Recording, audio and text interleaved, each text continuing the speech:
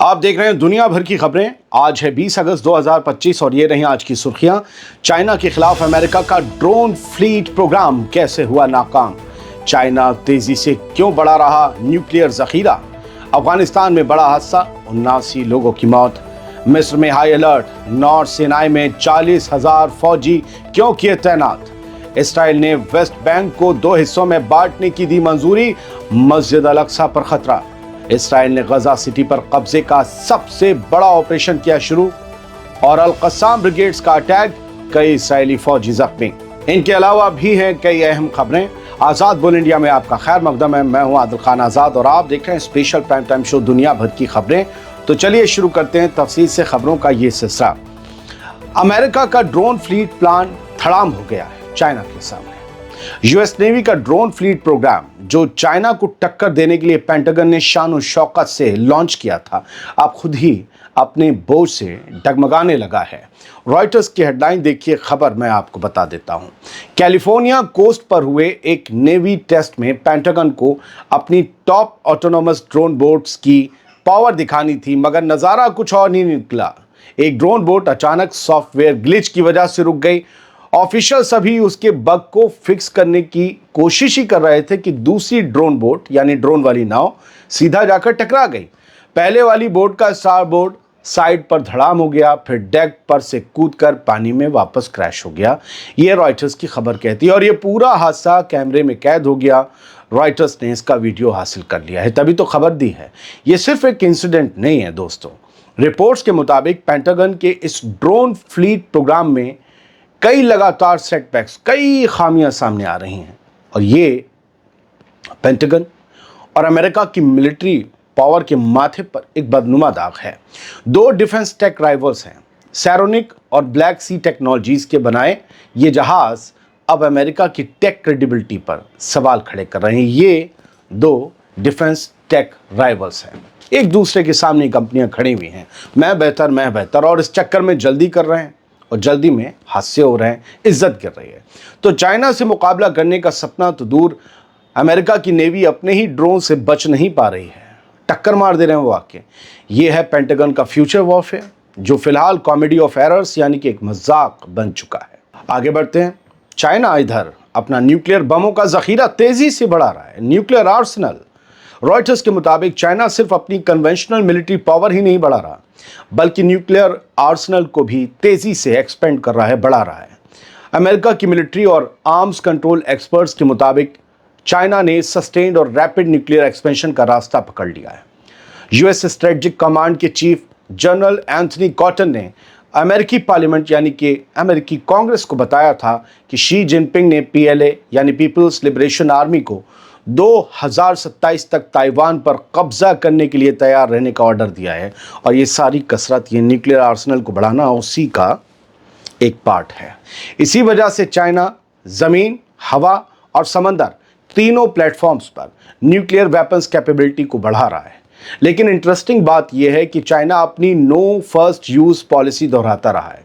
2023 की defence policy में भी चाइना ने फिर से वादा किया था कि चीन की तरफ से न्यूक्लियर वेपन्स का पहला इस्तेमाल नहीं होगा। अगर किसी ने हम पर न्यूक्लियर बम दागा तो हम फिर कितने दागेंगे हमें नहीं पता, लेकिन हम पहला नहीं दागेंगे। नॉन न्यूक्लियर स्टेट्स को चाइना ना तो धमकी देगा और ना उन पर अटैक करेगा, ये भी इस पॉलिसी में साफ किया गया था।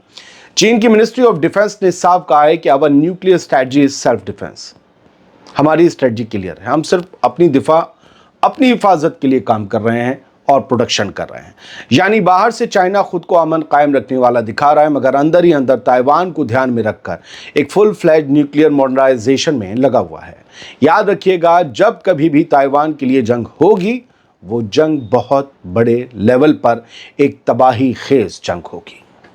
बात अफगानिस्तान की, जहां से एक गमज़दा कर देने वाली खबर आई। अफगानिस्तान के हेरात सूबे में एक बस हादसा हुआ है। ऐसा हादसा जो सिर्फ एक खबर नहीं बल्कि दर्जनों घर उजाड़ गया है। ईरान से लौट रहे मजदूर और उनके साथ उनके बच्चे, कोई अपने गांव, कोई अपने माँ बाप से मिलने जा रहा था, लेकिन किस्मत रास्ते में ही उनकी ज़िंदगियां छीन कर ले गई। सरकारी तादाद कहती है कि इस बस हादसे में 79 लोग मारे गए हैं, एक कम 80, जिनमें से 19 मासूम बच्चे भी शामिल हैं। कितने ही घरों की रोशनियां एक पल में बुझ गई। ये बस एक ट्रक और मोटरसाइकिल से टकराई और फिर ये शोलों से भड़क उठी। इतनी भयानक आग लगी कि लोग वहीं जल गए, निकल नहीं पाए और पहचानना तक मुश्किल हो गया। सिर्फ 2 लोग जिंदा बचे, वो भी जख्मी हालत में हैं। यह हादसा हमें फिर याद दिलाता है कि जिंदगी की सड़क कितनी भी लंबी लगे, मंजिल का यकीन कभी नहीं होता। दोस्तों, सीरिया से एक बड़ी अपडेट है। अमेरिकन फोर्सेस ने नॉर्थ वेस्टर्न सीरिया में एक रेड मारी है, जिसका टारगेट था ISIS का एक हाई वैल्यू मेंबर, बड़ा वाला दहशतगर्द। अमेरिकी अफसर और सीरियाई सिक्योरिटी सोर्सेज दोनों ने इसकी तस्दीक की है। सीरिया का सरकारी चैनल है अल इखबारिया और एक लोकल सिक्योरिटी सोर्स, इन दोनों ने ये बताया है कि वो शख्स भागने की कोशिश में मारा गया। ये बशर अल असद के भागने के बाद दूसरा अमेरिकन ऑपरेशन है जो नॉर्दर्न सीरिया में अंजाम दिया गया है। अल शरा की हुकूमत ने भी वादा किया है कि ISIS की फिर से वापसी नहीं होने देंगे सीरिया में। यानी मामला साफ है कि अमेरिका और नई सीरियन गवर्नमेंट दोनों इस वक्त एंटी-IS अलायंस में साथ खड़े हैं। गजा की सरहद पर हालात बेहद नाजुक होते जा रहे हैं। मिडिल ईस्ट आई की एक एक्सक्लूसिव रिपोर्ट के मुताबिक मिस्र ने 40,000 फौजी नॉर्थ सिनाई में तैनात कर दिए हैं।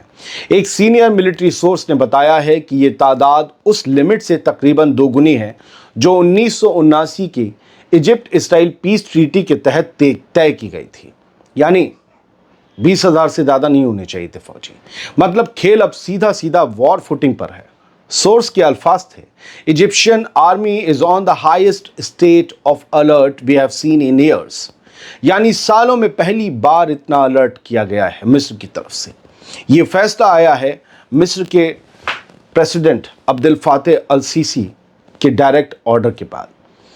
सीसी ने supreme council of armed forces और नेशनल सिक्योरिटी काउंसिल की मीटिंग बुलाकर यह हुक्म दिया कि जाओ भाई, तैनात हो जाओ, खतरा आ रहा है सर पर।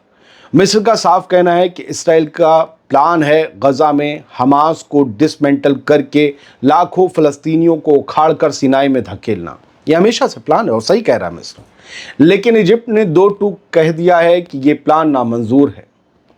हम फ़लस्तीनियों को खदेड़ने नहीं देंगे सिनाई की तरफ। अपने यहाँ फ़लस्तीनी आ जाएंगे इसका भी तो डर है सीसी को। वैसे उनकी इकनॉमी चरमराई हुई है, लाखों नए लोग आ जाएंगे, फिर वो अलग ही दिमाग के, अलग ही बगावत के लोग हैं। खैर, अब सवाल ये है कि क्या गजा का ज़ख्म मिस्र की सरहद तक फैलने वाला है या काहिरा यानी कायरो अपने अलर्ट से इस इसराइल के मंसूबे को रोक पाएगा? देखते हैं। दोस्तों, जो खबर अब आपको सुनाने जा रहा हूँ ये सीधी दिल पर लगती है, आपके भी लगेगी। इसराइल ने E1 सेटलमेंट प्रोजेक्ट को फाइनल अप्रूवल दे दिया है। ये क्या है पढ़ लीजिएगा गूगल करके, और मैं बता भी चुका हूँ। E1 सेटलमेंट प्रोजेक्ट यानी वो मुकम्मल प्लान जो वेस्ट बैंक को 2 हिस्सों में काट देगा और ईस्ट जेरूसलम को तनहा कर देगा जहां मस्जिद अल अक्सा मौजूद है। समझ रहे हैं कितना बड़ा खतरा है बैतुल मुक़द्दस में। इस प्रोजेक्ट में यरूशलेम और माले ऑडमिम सेटलमेंट के बीच सेटलर्स के लिए 3,400 से ज़्यादा नाजायज़ घर, इलीगल घर बनेंगे। इसका नतीजा क्या होगा? रामल्ला नाबुलस जैसे वेस्ट बैंक के शुमाली इलाकों और बैतलहम हेब्रोन जैसे जनूबी इलाकों के बीच सीधा फासला खड़ा कर दिया जाएगा, एक बंटवारा। इस्राएली फाइनेंस मिनिस्टर कट्टरपंथी बेज़लेल स्मोट्रिच ने इसे हिस्टोरिक, तारीखी करार देते हुए कहा, आज 2 स्टेट सॉल्यूशन का ख्वाब अब दफन हो चुका है। आज़ाद फ़लस्तीन का ख्वाब अब दफन हो चुका है। हर सेटलमेंट, हर घर, हर यूनिट फ़लस्तीनी स्टेट की कब्र पर ठोकी गई नई कील बनेगी। ये स्मोट्रिच बोल रहा है। यानी कहानी साफ है। जहां दुनिया अब भी 2 मुल्क, 2 स्टेट, 2 कौमों की बात कर रही है, वहीं नेतन्याहू और उसकी टीम 1 स्टेट रियलिटी को लोहे सीमेंट से गढ़ रही है। अब सवाल ये है, क्या ये सिर्फ वेस्ट बैंक का नक्शा बदल रहा है या फिर फ़लस्तीन के ख्वाब को ताबूत में बंद किया जा रहा है? और क्या जवाब देंगे वो ममालिक, उसके हुक्मरान जिनकी तरफ फ़लस्तीनी उम्मीद की निगाहों से देख रहे हैं? क्या जवाब देंगे अगर ये सेटलमेंट्स बनने शुरू हो गए? तो बात सिर्फ वेस्ट बैंक की नहीं, आज गजा सिटी पर भी कब्जे का एक बहुत बड़ा ऐलान हो चुका है। इसराइल ने गजा सिटी पर कब्जा शुरू कर दिया है। 60,000 नए रिजर्विस्ट बुलाए जाएंगे इसके लिए। गजा जंग एक नए और ख़तरनाक मोड़ पर पहुंच चुकी है। इसराइल ने आज बुध को ऐलान किया कि वो गजा सिटी पर कब्जा करने के लिए एक बड़ा मिलिट्री ऑपरेशन शुरू कर रहा है। इस मिशन में 5 डिवीज़न और पहले से तैनात 1,30,000 रिजर्विस्ट फौजी शामिल हैं। अब 60,000 नए रिजर्विस्टों को भी बुलाया जाएगा और 20,000 मौजूदा रिजर्विस्ट फौजियों की सर्विस बढ़ा दी जाएगी। डिफेंस मिनिस्टर जो इसराइल का है, उसका नाम ही इसराइल काट्स है, उसने गजा की सबसे घनी आबादी वाले इलाकों में आज कार्रवाई की मंजूरी दे दी है। कहा नया ऑपरेशन जिंदाबाद, बढ़ाओ इसे। फौज का कहना है, आईडीएफ का कहना है, ये कई महीनों तक चलने वाला ऑपरेशन होगा जो 2026 तक भी खिंच सकता है। हमने पहले भी बताया था, इसका नाम गिडियन चैरियट 2 रखा गया है, मिशन का नाम, ऑपरेशन का। इंसानी हुकूक वाली तंजीमें, उन्होंने वार्निंग दी है कि इस कदम से गजा की इंसानी तबाही और गहरा सकती है। 22 महीनों से जंग जारी है, गजा को पहले ही मलबे में बदल दिया गया है। लाखों लोग कई बार बेघर हो चुके हैं, बस्तियां मिट्टी में मिल चुकी हैं और भूख से मरने वालों की तादाद रोज़ाना बढ़ रही है और अब तो कहत अकाल जैसे हालात सामने खड़े हैं। और इसराइल का कहना है कि ऑपरेशन सिक्योरिटी रीज़न से, सुरक्षा कारणों से बेहद ज़रूरी है हमारे लिए, लेकिन मजम्मत करने वाले और क्रिटिसाइज करने वाले सवाल उठा रहे हैं, आखिर इतना बड़ा मिलिट्री ऑपरेशन जिसमें हज़ारों ज़िंदगियां दांव पर लगी हैं, अगर गजा को फिर वापस करना ही है जीत कर, तो इसकी असल कीमत कौन चुकाएगा? इस ऑपरेशन की कोई बताएगा क्या? ये क्यों किया जा रहा है? अब एक अलहदा खबर, गजा वैसे आसान तो नहीं है आईडीएफ के लिए, और ऐसी खबर है कि हमास लगातार कोशिश कर रहा है कि नए फौजियों को अगवा किया जाए ताकि डील को और मजबूती से किया जाए। इसराइली मीडिया ने बुध को रिपोर्ट की कि अल-क़स्साम ब्रिगेड के 14 मेंबर्स ने रफ़ा में एक रेजिस्टेंस ऑपरेशन करने की कोशिश की, जिसका मकसद एक इसराइली फ़ौजी को पकड़ना था, अगवा करना था, कैप्चर करना था। इस दौरान इसराइली फ़ोर्स को निशाना बनाया गया और कई सोल्जर्स ज़ख्मी हुए, ये खबर दी गई। रिपोर्ट जो अल-मायदीन ने छापी, उसके मुताबिक इस इंसिडेंट में किसी की मौत की खबर नहीं आई, लेकिन 2 सोल्जर्स ज़ख्मी हुए जिन्हें हेलीकॉप्टर से इसराइल के अस्पताल में ले जाया गया।